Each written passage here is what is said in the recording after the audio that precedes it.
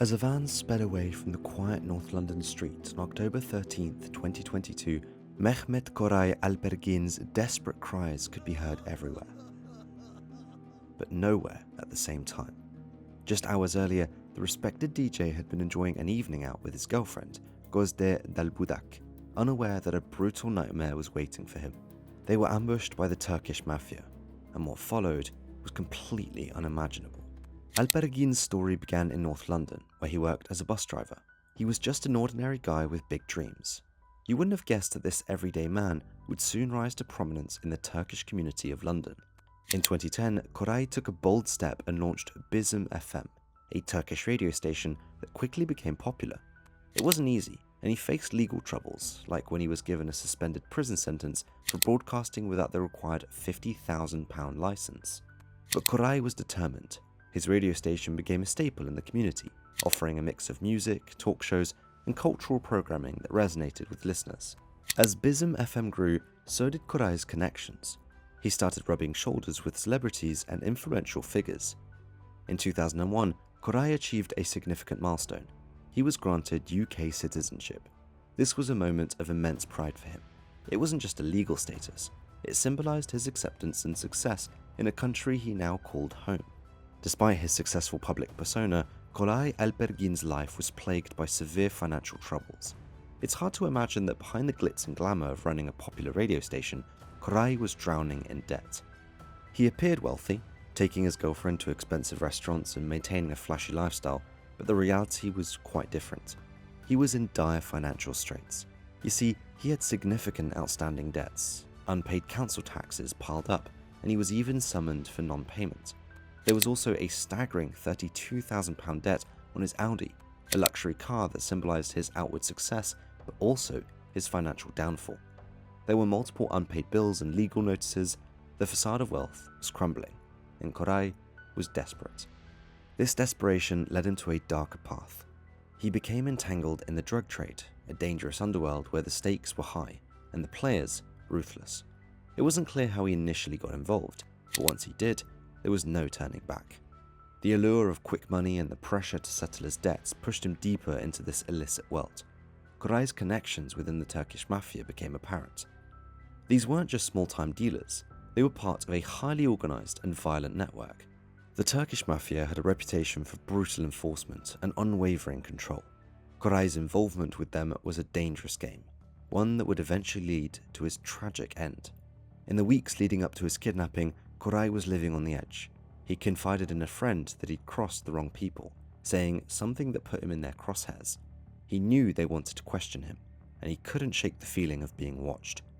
2 trackers were even fitted to his Audi, an indication of how closely he was being monitored. The night of October 13th, 2022 started like any other, but it would end in tragedy and horror.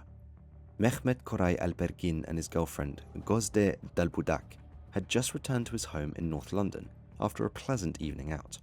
It was Dalbudak's first visit to the UK, and they'd enjoyed a luxurious dinner at an expensive Italian restaurant in Mayfair. Little did they know, danger was lurking in the shadows. As they pulled up to Koray's home, a man emerged from the darkness, clutching a bread knife. The situation escalated quickly. Koray tried to protect Dalbudak, but the attackers were well prepared and relentless. The man ordered Dalbudak to keep quiet, and within moments, more men appeared, surrounding Koray. They overpowered him, bundling both Koray and Dalbudak into a white van parked nearby. The ambush was swift, organized, and terrifying. Inside the van, Dalbudak was petrified. She had only been in the UK for a few days and was now caught in a nightmare. As the van sped away, she could hear Koray's voice, trying to comfort her, telling her to be quiet and stay strong. But the fear was overwhelming, and she couldn't stop crying. The kidnappers knocked her unconscious, and when she awoke, her ordeal was far from over. She found herself in a dark, smelly toilet at the Stadium Lounge restaurant near the Spurs Stadium. The kidnappers had locked her in there, a small, grimy space with barely any light. For 2 days, she was kept in this hellish confinement, fed only scraps of chicken and potatoes. The darkness was suffocating, and the fear was constant. The worst part for her was not the physical discomfort, but the mental torture. From her tiny prison, she could hear Koray's agonizing screams as the kidnappers tortured him. The details are horrifying. Koray's ordeal was brutal. The gang didn't hold back. They beat Koray mercilessly with a baseball bat, breaking his ribs and causing severe internal injuries. But they didn't stop there. They poured boiling water over his body. They then turned their attention to his feet, stabbing them repeatedly. The gang seemed to take a perverse pleasure in inflicting as much pain as possible. The torture was methodical, designed to break Koray both physically and mentally. They forced object into his rectum, adding another layer of humiliation and agony to his suffering. As Koray's screams echoed through the darkened restaurant, his girlfriend, Gozde Dalbudak, could do nothing but listen. Locked in a toilet, she was forced to endure the sound of Koray's torment, powerless to help him. The psychological torture she experienced hearing the man she cared about being brutally tortured just a short distance away was a nightmare in itself. Koray's ordeal lasted for 2 horrific days. On October 15th, 2022, his body, now lifeless, was taken from the restaurant. The gang moved the burnt corpse to the Triumph trading estate and then placed it in a Renault van. They drove in a convoy with another vehicle, a Fiat Diolo van, to Woodland in Essex. There, they unceremoniously dumped Koray's body, leaving it to be discovered by chance. A dog walker found Koray's body, lying in the fetal position with his hands tied at the wrists in front of his chest. The post-mortem examination revealed the extent of the brutality he had endured. There were 94 separate injuries on his body. The marks on his neck suggested he'd been strangled.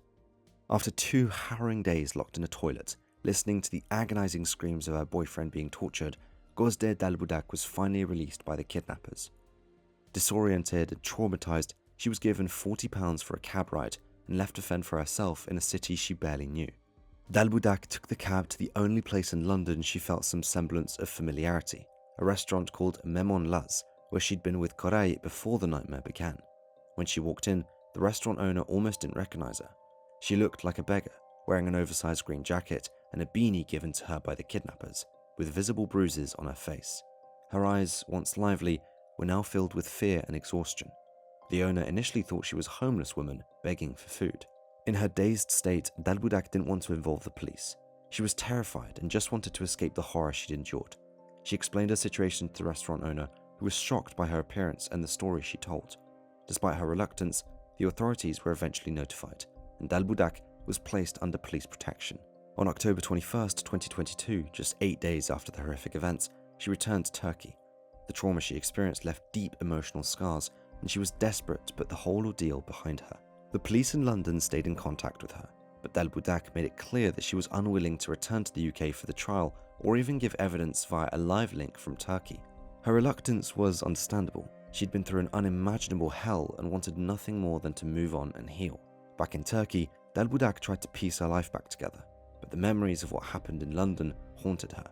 The sounds of Koray's screams, the darkness of the toilet, and the terror she felt were not easily forgotten. Her brief visit to the UK, intended to explore a budding relationship, turned into a living nightmare that would affect her for the rest of her life. Meanwhile, in the UK, the police weren't letting this case go. They were dealing with a highly organized and ruthless gang, so they left no stone unturned. They analyzed hours upon hours of CCTV footage, tracing every moment of the suspects before, during, and after the kidnapping. This painstaking work started to paint a clear picture of the nightmarish events.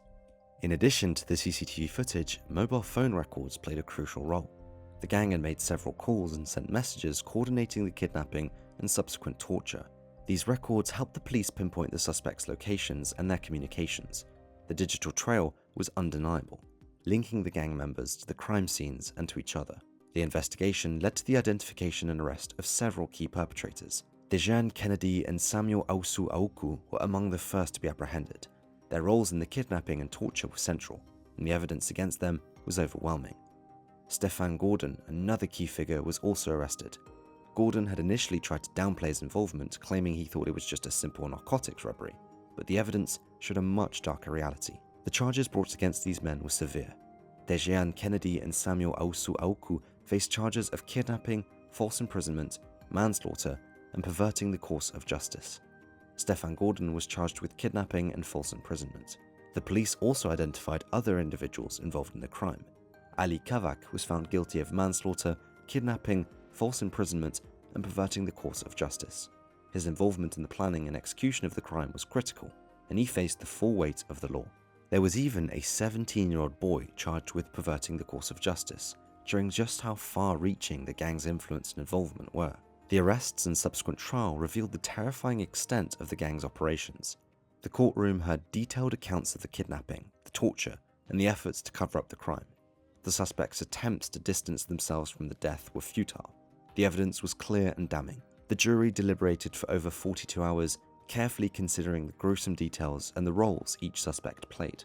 In the end, the verdicts brought some measure of justice for Mehmet Koray Alpergin. Dejan Kennedy and Samuel Awusu Awuku were found guilty of manslaughter, kidnapping, and false imprisonment. Kennedy ended up receiving a sentence of 20 years in jail, and Stefan Gordon was convicted of kidnapping and false imprisonment. The sentences handed down were meant to reflect the severity of their crimes and to send a clear message to others involved in organised crime. What are your thoughts on the tragic story of Alpergin?